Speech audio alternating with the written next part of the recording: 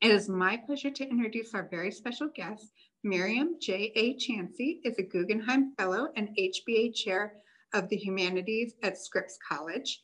She is the author of What Storm, What Thunder, a novel on the 2010 Haiti earthquake, which has been named a Best Book of Fall by Time, The Washington Post, BuzzFeed, The Chicago Tribune, Vulture, Good Housekeeping, Boston.com, Parade, Thrillist, LitHub, and Harper's Bazaar, among others. It is shortlisted for the Aspen Words Literary Prize and was longlisted for the OCM Bocas Lit Prize for 2022. So, this is the book. And her previous novels include The Loneliness of Angels, winner of the 2011 Guyana Prize in Literature, Caribbean Award, and for Best Fiction 2010. The Scorpion's Claw and Spirit of Haiti were shortlisted in the Best First Book category, Canada, Caribbean region of the Commonwealth Prize in 2004. She's also authored several academic books, including Framing Silence, Revolutionary Novels by Haitian Women. She served as an editorial advisory board member for PMLA from 2010 to 2012, as a humanities advisor for the Fetzer Institute from 2011 to 2013, and as a 2018 advisor for the John S. Guggenheim Memorial Foundation. So please join me in welcoming Myriam J.A. Chancy. Thank you so much, Kate, for that introduction. And thank you for all of you for joining us this evening.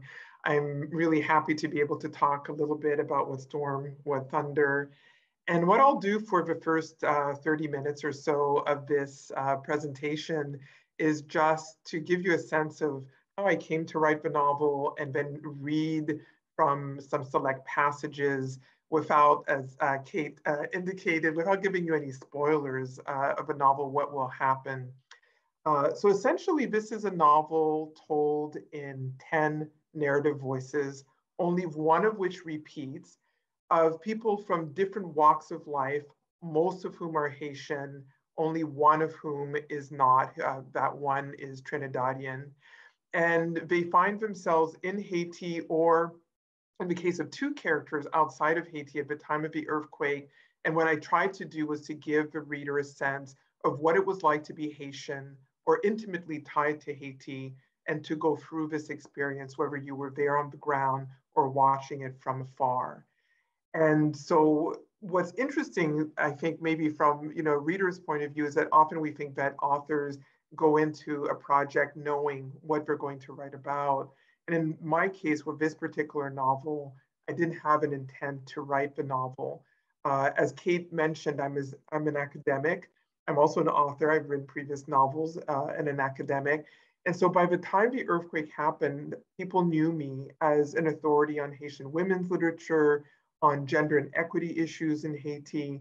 And so I was called upon to give a lot of talks about best practices on the ground. What should people do to assist people in Haiti after the earthquake, whether they wanted to help physically or wanted to send material goods, that kind of thing.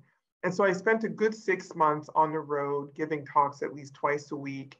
And then this went on for almost 3 years, where I would give talks and people would come up and talk to me after the talks and tell me their story of what had happened to them or someone close to them after the earthquake.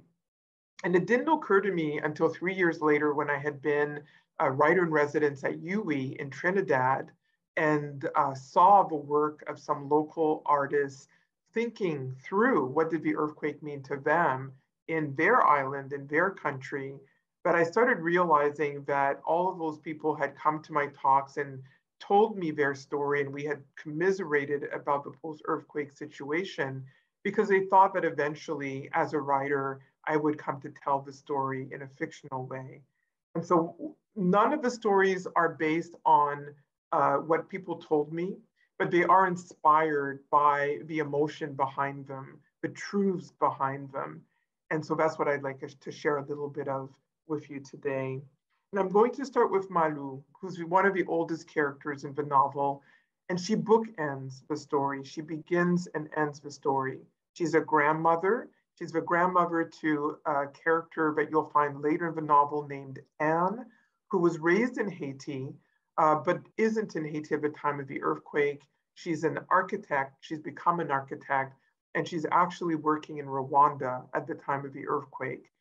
And her father is a man named Richard, who is a multimillionaire who lives in France and actually does come into Haiti just before the earthquake. And I won't tell you what happens to him, but he's estranged from his mother, who is this character I'm going to read from, Malou, who is a market woman, which means that she does not make a lot of money, but she has a lot of know-how on how to get things done. And she has helped his child, his natural child, his granddaughter, her granddaughter, Anne. And so I'll start here with what she tells us about her experience of the earthquake at the time that it happened on January 12th, 2010. So Malou says, I watched. That's what old market women do, we watch. But this time, a lot of us market women sprang to action, even as our bones creaked for lack of cartilage and oil. Like the others on the street, we used anything in hand we could find. Useless things like spoons and forks, the metal ends of umbrellas, as if our puny things, our fingernails, could move all that. Only the lucky were saved. Being lucky meant simply that you were closer to the surface, or that fewer things blocked the way to being found. We heard people on their cell phones all up and down the street, begging frantically for help, giving directions to where they thought they were beneath the rubble, within the rooms of their houses. Phones rang and we heard people answer them. Then fewer and fewer voices. The tinny, persistent ringing of cell phone tones, different songs rising like wind from underground with no answer. We heard our own voices screaming at each other, asking for help, not knowing what to do. Faces covered with dust and sweat and other things later to be determined. What to do? There was nothing to do but to scream, try anything, flail our hands, scratch at the earth like my chickens when they get confused because their fresh laid eggs disappear one by one and still they lay more. Try anything and still it's too little. After the earth rose and split open, yes, I saw angels walking, but there had also been dust, white dust everywhere, caking all objects and every moving thing. The dust came from the concrete crumbling to pieces as buildings flattened. But there were also other things mixed in, blood and bones. Had I mistaken the walking dead for angels, survivors stumbling through the debris with the same white flakes covering their bodies from head to toe that covered mine? Eventually, we, the market women, remembered our oil lamps and lit them one by one, those of us who could. Only part of the market had been crushed, the part against a wall. Still, it was impossible to tell what belonged to whom, and at that point, no one cared. We worked at freeing those we could, said prayers for the others, promising deliverance to those we could not get to give them some solace, some hope in their final moments, because salvation would soon be theirs. Then back down the street, darting back and forth, using the goods from the market to feed those working at rescue. Doing what we could, as we always did, our large bodies moving through the rubble as if we were land whales, made for swimming through dust-laden air, made for parting human waves. We treated everyone alike. They had become all the same. We're always the same.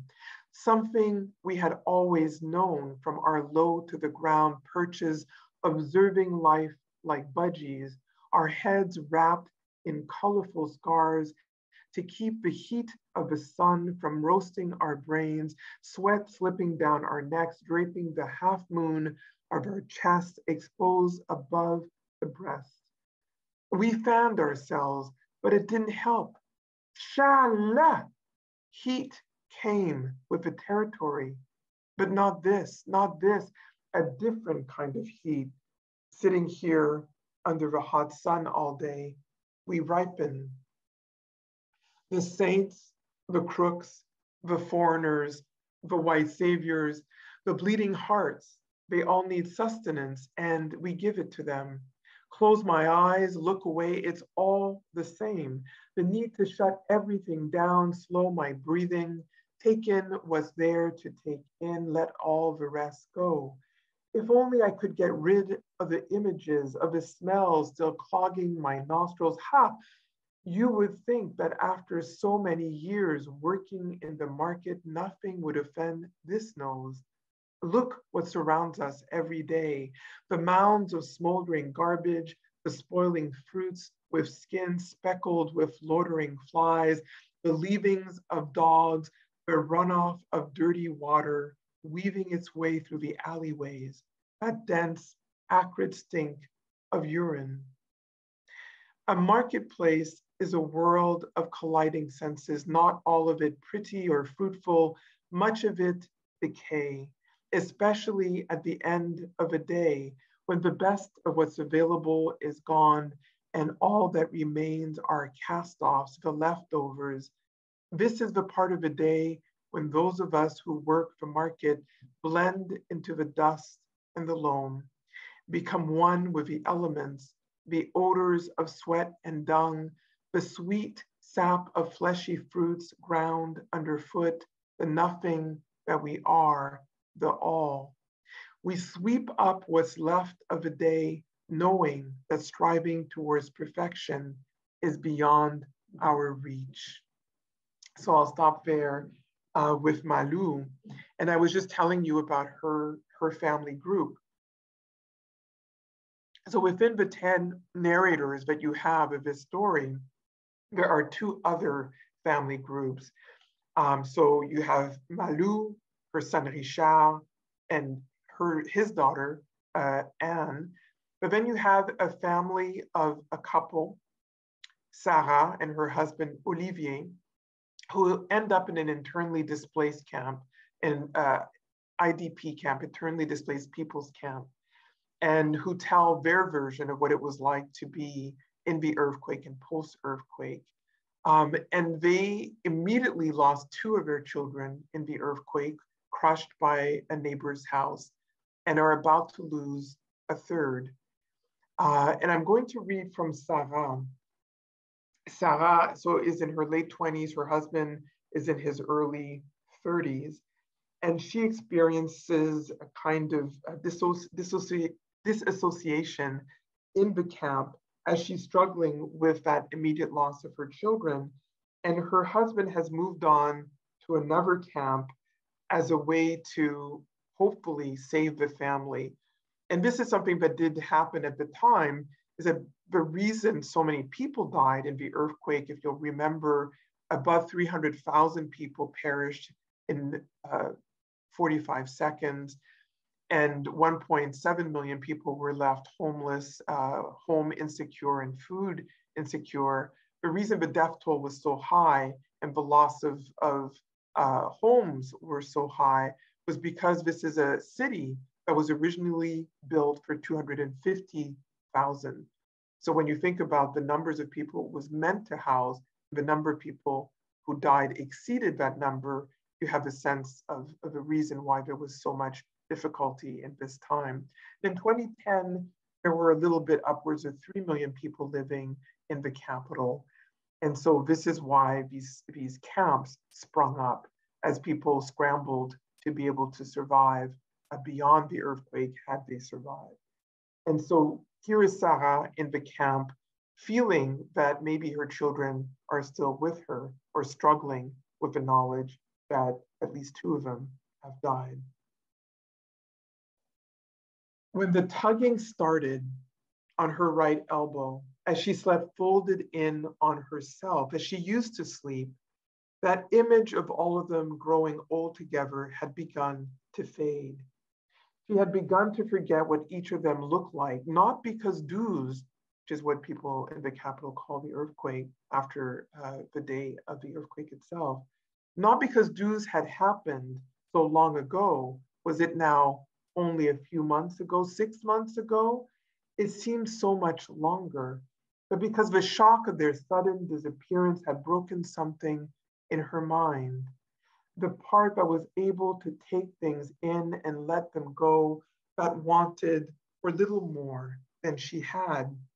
The violence of this loss was like nothing she had ever experienced before, not like her parents' departures or her grandmother waving goodbye to her as she climbed into the back of her aunt and uncle's four-wheel drive, where she sat between two of the cousins, their sweaty thighs touching stickily together in the heat, forming an unexpected bond in place of a tearing away from all that she had held dear and familiar. The morning of the event, she remembered, they were there, eating breakfast, fighting over something that would soon be forgotten. They went off to school, hair combed or plaited, looking smart in their school clothes. They came home from school, washed up, changed into play clothes, did their homework, then asked for permission to go play with their friends as they waited for Olivier to return home and sit down to dinner. She'd said yes, as she almost always did. Why had she said yes? Why hadn't she been stricter, as Olivier had started to insist that she be? Out they went, little arms flailing in that smooth devil-may-care way that only children have, miniature dancers with hidden internal choreographers named happiness and simplicity, love.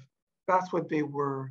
Love in movement, her love, Olivier's, all the world's love, wrapped up in their little fists, pumping through the air, feet following, drumming the earth for joy.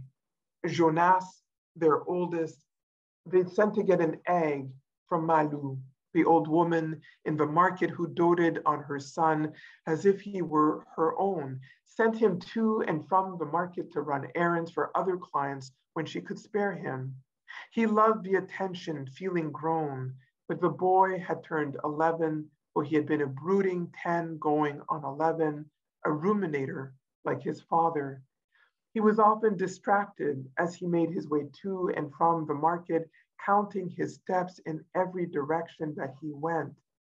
Televisions and radios caught his attention, other children from school or the market women themselves with their téléjoles and tall tales. He listened to it all and sometimes reported back. He loved to tell her about the soap opera named Frijolito, or Little Bean, which everyone liked to watch at a house down the road from them, the house of a woman whose name she didn't know, but who had a sullen-looking nephew who had helped her to install a used television in her living room that she turned toward a window so that neighbors could watch too. She didn't watch telenovelas, didn't have any use for them. And what did romance have to do with little beans anyway? That day, she told him to come right back with the egg. She needed it to strengthen a thin soup, was already imagining the filaments of egg beaten and swirled into the broth, thickening it to a lustrous yellow. Why had he not done as she'd asked that day? Come right back with the egg. Why had he dallied and gone to take a peek at the soap opera with the neighborhood children? Why had he entered the house rather than stood outside like the others? Because he was too short, This she knew, so always minced his way through alcoves and door jambs, but still she asked herself the questions over and over again, as if the answers might come back differently, though they never did. Why had he always, like her husband, his father, been so distracted by everything around him? Why couldn't he stay on a straight path? She thought this now, lying on the cot, knowing that if Olivier, her husband, had stayed on a straight path, one that would have brought him greater wealth, maybe better class standing, they might have never met, never made the children who all were gone. Maybe this was why she asked the question, why, if they had never met, which would have been better? The tug, insistent in the middle of the night, she had turned to the darkness next to her, inches above the ground, and said to it, please, please leave. Then turned her head back against the thin mattress she had been given in the camp by some act of grace, because she'd come there with nothing more than the stitch of clothes on her back. A headdress, some flat-heeled shoes, a ribbon from one of their daughters' heads. Had she come alone? Her children came to define her. Not even Olivier had been able to mark her in that way. They taught her who she was and who she wanted to be, something more than a mother, something of a divine, an intermediary between heaven and earth, the vessel that brought them from over there to here, who'd made flesh out of spirit. They made her believe in holy things for a time until they all disappeared in a matter of seconds, and the miracles that they were became dust, leaving her above ground only to preach about their passage, a passage she no longer believed in, and for which she refused to testify. So as you can see in a section like this one, there's references to some of the other characters that you'll come to know that you've already met. And I think, I was not going to, but I'm going to read from Olivier, the husband that you just heard about, because his is a very different voice. But you've heard about how he's a ruminator and that the son, Jonas, is also like him, ruminating. I'm going to read a very brief section because what he's trying to do to cope. So if Sarah is coping by trying to figure out, what that tug is, what's tugging at her in the IDP camp, then Olivier is trying to make sense of numbers. Both the parents are accountants, and this is why Jonas even is obsessed with numbers. And I'll end with a little piece from Jonas. And so he's trying to calculate, and this is a few months after the earthquake, while a lot of money is coming into the country, millions of dollars are coming in, pledges from other governments and from NGOs, what will ultimately by 2021 be $13 billion, which will have come into the country and gone right out. He's trying to calculate in those early weeks, early months, where all the money is going and what could be done with it. And so he says, it's been less than 3 months, and there's a little bit of swearing here, so you'll excuse me for the swearing. It's been less than 3 months, and there's been a mad dash for pledges from what they call the international community. What community there is, I don't know. Millions from Cuba, Venezuela, Brazil? God knows from where. Hundreds of millions, thousands of millions, maybe trillions. Unbelievable that it took this, an earthquake, to open the coffers, abracadabra. Imagine if every single Haitian who lost someone could get their hands on some of that money, decide what they needed for themselves, their family. You could create a healthy working middle class, and still there would be millions amassing in a treasure trove behind them. But of course, they won't allow that to happen. They tell us first that we need to learn our lesson. Death by hunger isn't enough. Then that we need to build better infrastructure, Then that we need to unlearn our corrupt ways, stop killing each other, have fewer dreams for our children because everyone knows that we are a dreamless people. Be good factory workers so that those who are already millionaires can become billionaires, and billionaires can become zillionaires. In short, aspire down, not up. A people who know what to do with nothing will know what to do with plenty, is my thinking. You can be sure of that. I only have to look at all the Madame Sarah at the sides of the roads and in the markets. I know they have a stash somewhere. After they pack up at the end of the day, the vast majority of them have a little cabane to go home to. They lay their heads down. They might even make enough to pay another woman a little something to clean while they're away, send the children to school, and greet the children when they return. Have a pot of bone soup waiting on the stove.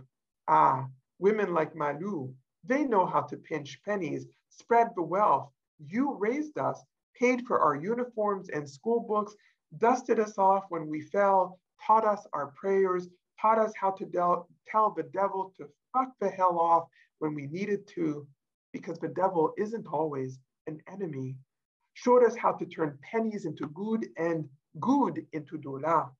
Ah, the almighty American dollar. You women know, you taught us. You could turn this whole goddamn place around, bring us into the black, literally, and take no shit while turning the evildoers out of the market. So that was Olivier. And I'm going to end, because I think I'm running out of time for my portion here of the program, with Jonas, the little boy. And so maybe I'll be asked about the other characters. I haven't touched on the last family, which is a series of siblings. There's Tafia, who's 15 years old, who will also end up in an IDP camp, the same one as Sarah.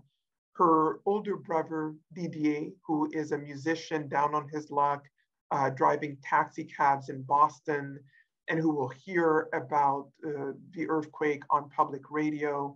And then their older sister Sonia, who is a sex worker in one of the big hotels, one of the 4-star hotels that falls during the earthquake, and also tells her experience of the earthquake.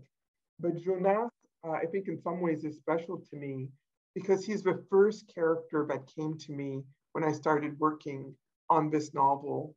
And again, I started working on the novel 3 years after the earthquake in 2013. And when I decided to work on the novel, all of the characters came to me all at once, maybe not by name, but by occupation.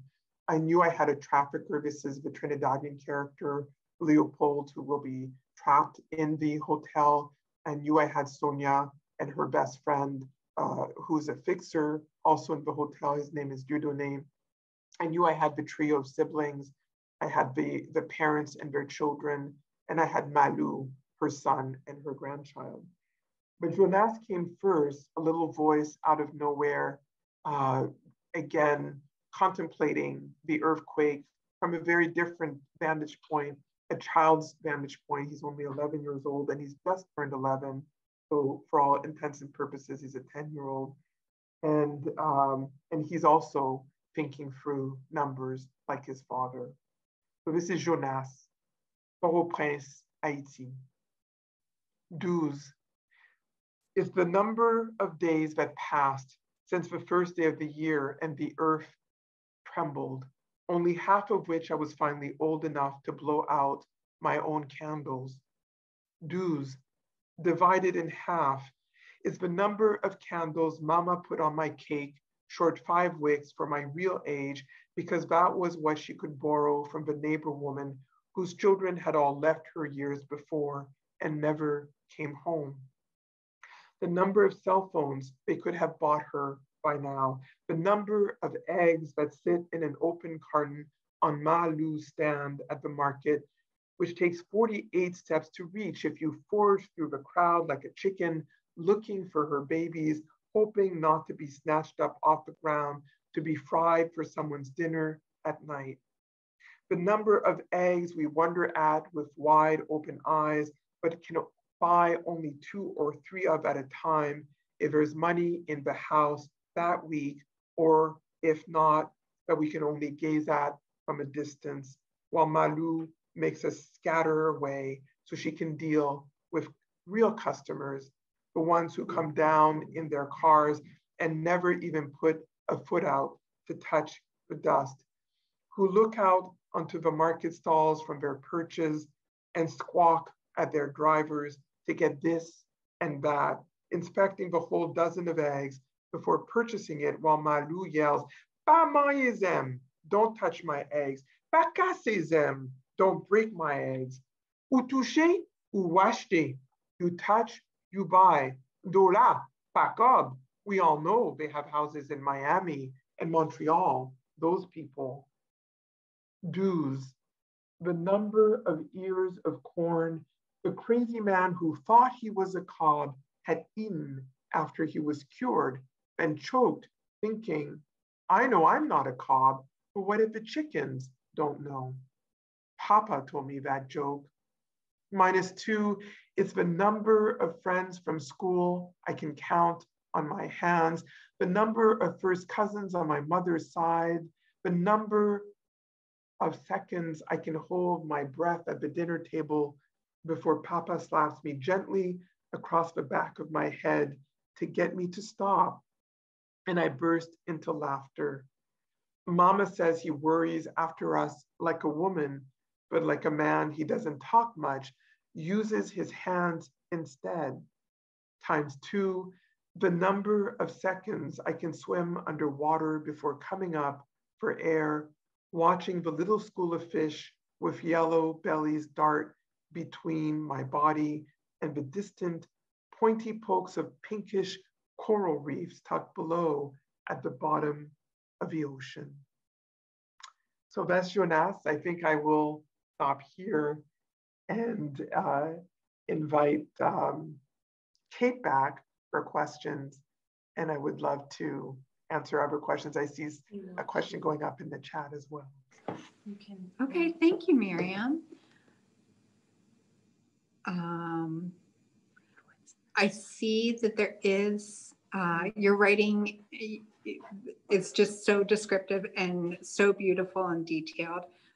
Thank you. I have some questions. Oh, this is coming from Julie. Yeah. And she says, I have some questions. How did you map out the story and figure out all the interconnected stories? That's question 1. Did you have a favorite character or section of the story that resonates with you the most? And question 3 is, I see on Instagram you mentioned that you are starting to write your next piece, and can we hear about that? So that's a good kickoff.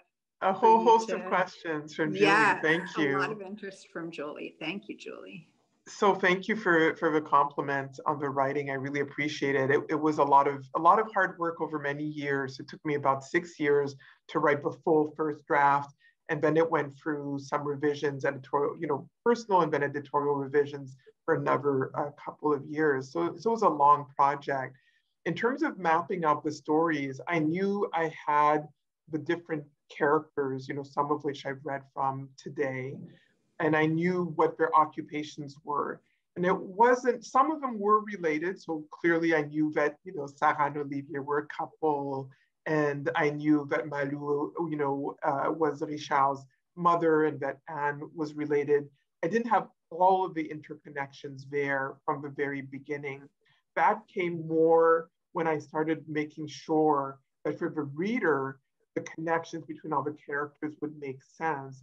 And I started mapping out more how they would know each other in the community. So for example, I had to really keep track of who ended up in a camp and which camp they were in, where they would be in Port-au-Prince related to the neighborhood they were from. And so this is why, since Sarah, mentions that she's neighbors with the aunt, of, the trio of siblings that I mentioned, and he goes there and watches the television, then you know that they're in proximity to that other family that you'll also hear from.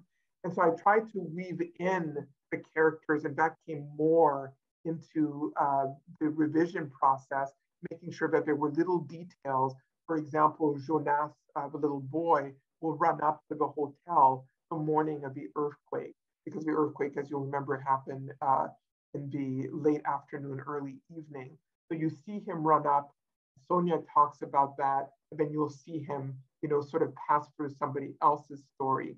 And I tried to do that with most of the characters so that you would get a sense of how they were interconnected, not just by blood, but in terms of neighborhood, community, or what happened to them in the aftermath of the earthquake, should they have ended up in one of the camps. And as I said at the beginning, those spoilers, not everyone survives. And part of it is that, part of the reason for that is that I wanted the novel to really reflect what happened in real life, that not everyone survived, so that even though I try to keep a hopeful tone in the novel and it ends on a hopeful tone, that some of the endings may not be what you expect, and they're not what I necessarily expected as an author, because I really had to follow through what each character's motivations and ways of being would culminate in. In terms of building the stories, it was really a matter of building every character out. So with some novels, I work more in terms of the narrative arc. And this was a more difficult story to build, because even though each character has a narrative arc, right? Where they were before, where they were during, where they might have been after, the real center of the novel is the occurrence of the earthquake itself. And everything had to be around that center pole of the earthquake. And so I didn't start with one group and build others around it. I really worked through each character's narrative arc, and then saw how to piece together the novel in a way that you would go from one story to the next in a way that felt cohesive to you, but also reflected the fragmentation of the community and of families that occurred due to the earthquake. And then I think the other question is favorite character. I don't really have a favorite, but I think the character that has clung to me the most is Sarah, who I read from in second, only because I've come to reflect more about what it would take to have lost your children and to survive that, to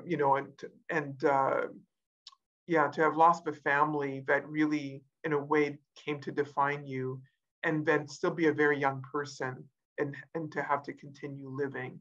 I think there are many people in Port-au-Prince who are in that situation where they've had to continue to live after great loss. And often I think we forget about those people. And so Sarah, especially as I've done readings like this one and presentations, has come to be symbolic for me of those people. And so she's not exactly a favorite, but I think she's a reminder of the current situation. And I don't know, Kate, do you want me to answer? Should we hold the final question about the new novel for later? Sure, if you want to. I can hold on to it, maybe end with that. Okay, that sounds good. I had a question about your characters that sort of ties into the last question, which is that your characters are so individual and distinctive. And I'm curious about your process for getting into each one's particular mindset to get into their head. If you'd be willing to talk about that. Yeah, sure. I mean, I think with all fiction writing, and this is something that I think about when I'm teaching, writing, even memoir writing, which has a lot to do with fiction, actually, in terms of the techniques that people utilize to tell their own stories, is that you really have to get inside the character as if they were yourself. You really have to inhabit them. And so what that means is trying to think, I read from Jonas, how do you think as a 10-year-old? Some of it is remembering who you might have been at different ages. But for example, I'm not yet Malou's age, who's almost 20 years older than I am, but I have to think about what it would be like to inhabit her world, to be in her body. So then once you start thinking in those ways, you have to think, well, how tall am I? How much do I weigh? How far can I see? Am I able-bodied? Am I not? Is it hard for me to get from one place to another?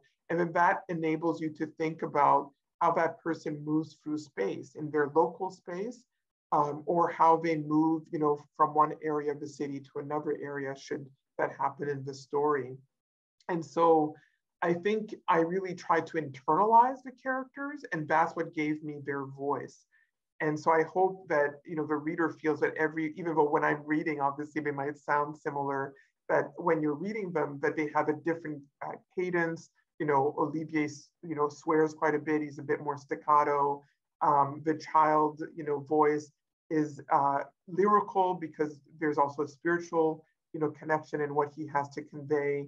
But what I try to do is maintain my style, which is highly poetic, but also give room for each character's voice to really be pronounced and their own. And that takes really living, inside those characters and be willing to live with them, even when they're going through trauma. So I would say that, in the same way that I think of Sarah as maybe being a favorite, she was probably somebody with whom I had to live in a way that was more harrowing than some of the other characters, because she really is on that razor's edge in terms of, losing her sense of what is real and not real.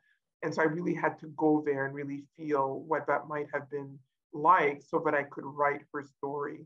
And what happens when you do that, at least in my case, is that you let go of some conventions of how things should be written, and this is where, as a writer, tools like punctuation really help, where you can indicate to the reader where a character is maybe, in a different mind space than the usual. You can indicate with parenthetical asides that a lot of things are going on in that person's mind. So that's how I try to keep them distinct, but also distinct from myself. Yeah, I think what you said about being lyrical even through trauma, when I was personally reading, I found Sarah to be highly, highly lyrical, very poetic, and so traumatized. Yeah. But it was almost like that went into overdrive and really defined her personality. So, yeah. I'm glad you found that. Yeah. So it's really pushing the limits of what the language can do or what the sentence structures can do, depending on who the character is. And I really enjoy doing that. Like sometimes it's hard to do that in a novel, but in a way, the extreme circumstances of the characters gave me license to do that. Yeah. Yeah. Speaking of characters, like Haiti itself was like its own character in the novel, I felt like. And I wondered what you wanted to capture about the spirit of the country as you were writing. Kate, I think my connection might be a little unstable. I didn't hear the question clearly. Oh, I'm sorry. Can you hear me now? I can now, actually. Okay, so I said, in terms of characters, Haiti seemed like its own character in the book, and I wondered what you wanted to capture about the spirit of the country. Yeah, that's a great question, and I've given that some thought. I think, when I was writing, I wasn't thinking of it as much as might seem evident now. I think I really wanted to capture the beauty of the country and the people. And so I spent some time trying to convey, what people are eating in different settings, what they might be saying to one another, with the Creole phrases, sometimes some description of landscape or trees, things of that kind. But I think I just wanted to convey that despite the disruption of the earthquake, the very ground breaking open, that there is so much beauty in this place, and that and in that sense, yes, Haiti is a character on its own. It's a force, and so I wanted to convey that in some ways through the power of the fellowship and community as people were trying to help one another, how they come to help one another, how the characters come to help one another. I hope that came across. Yeah, it absolutely came across. I found Haiti to be such a warm, welcoming environment. And then it was so traumatized.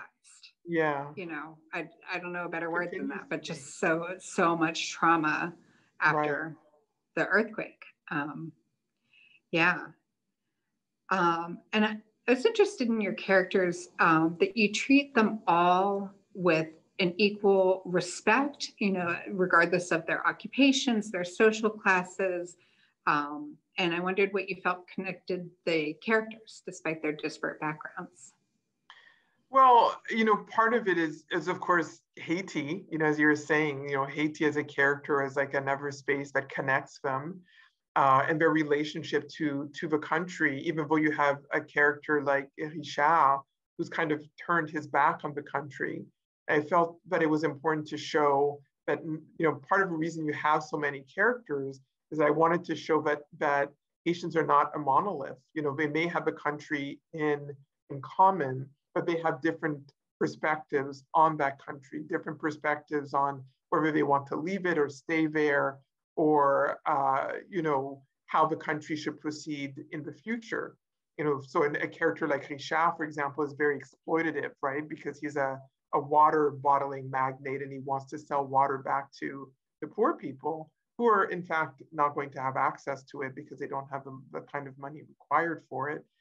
And so I was trying to, in some ways, give a reader as wide a perspective as possible on Haiti, because when we think about, cataclysms like the 2010 earthquake, in the news cycle, there's a tendency to lump everyone together and just, think of everyone as the same. And so I wanted to distinguish them from one another, and have some characters who were not likable, quote unquote, and Richard is one of them. Leopold might be another. He starts out as a trafficker, and he's transformed by his experience, but he's not exactly doing great work, in Haiti. And so I think I was trying to, convey that this experience was very profound. Some were changed by it, some were altered, their lives were altered forever, whether they survived or did not. But, that we needed to have compassion for all points of view. And so it kind of goes back to that idea of how did I build out the characters. One of my editors said that Richard was deliciously, to her mind, deliciously narcissistic. She found him so convincing. And so I think that's interesting that he's not somebody you might want to be friends with in real life, but there was something to the way he thought that you could have compassion for, even though at the same time, you would feel sorry for, how he basically abandoned his daughter. And so I think, but the only way I think a novel can work is for the reader to have some sense of sympathy, if not empathy, for all of the characters, regardless of their station in life, regardless of whether they're good or shades of gray. And so I wanted to show very complete humanity, and in doing so, the humanity of Haitians as a whole.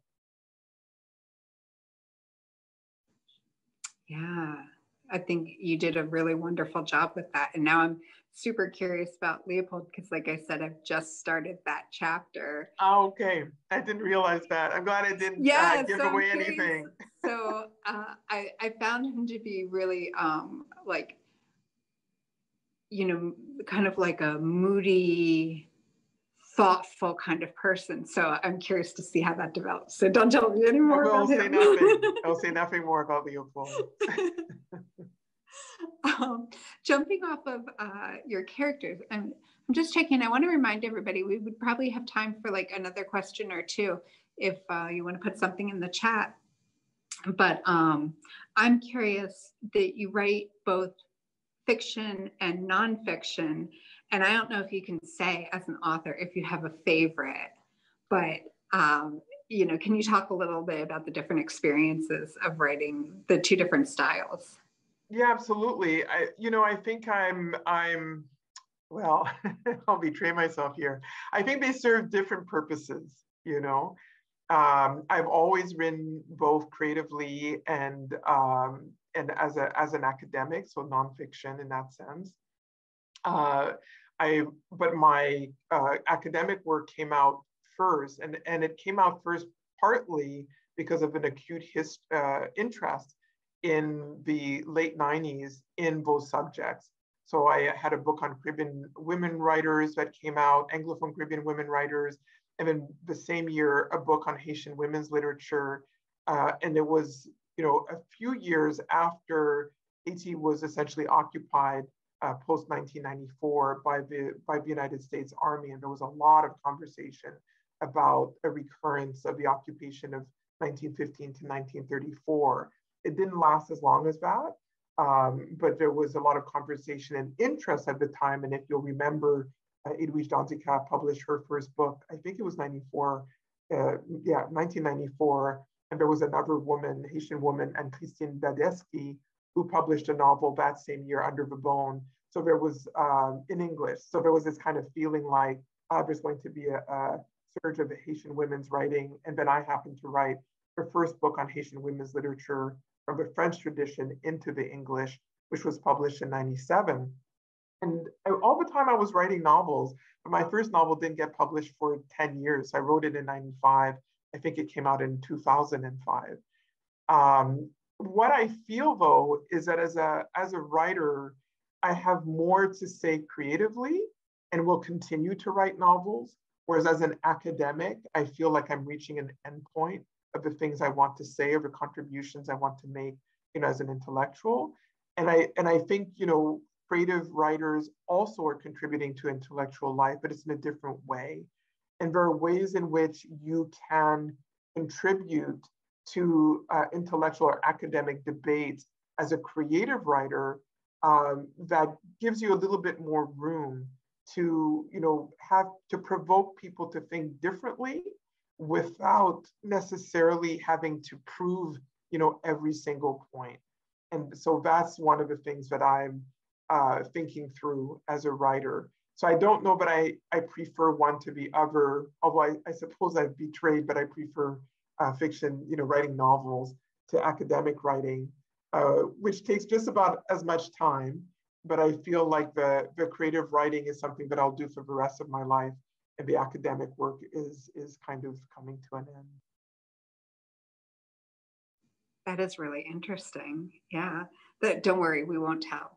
We have another comment from Julie, and she says, I love how you say you wanted to have the 10 different voices to show people from outside Haiti that it is not a monolith. As a Canadian, I only know Haiti from the news cycle, exactly as you say, and your book really humanized and individualized the people in Haiti for me. So thank you for that. She says, sorry, not a question, just a comment. That's fine. But she says, I also love how your book showed the devastation on a micro and macro scale. So good. Thank you, Julie. I appreciate that. Do you want to answer Julie's question about Her what's coming question? next? Yeah, we'll wrap up with that. Yeah, absolutely. And it actually related in some ways to your last question. I do have a forthcoming collection of essays, which are essays that I wrote between 2011 and 2014 about the earthquake. And that's, purely nonfiction, somewhat scholarly. That will be coming out in the next couple of years. I'm not quite sure when, but we're just talking now about when that will come out. And those will be more, the kinds of essays that I delivered as keynotes and speeches right after the earthquake for a 3-year period when I was not working on the novel. But in terms of what I posted about on IG, I'm now working on a novel that will look at Haitian and Dominican relations.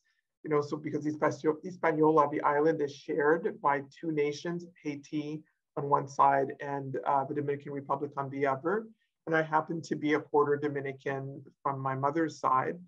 And I wanted to explore that further. So it's actually, without giving too much away in advance, which I may have already done on IG, I'm trying to pull that back a little bit.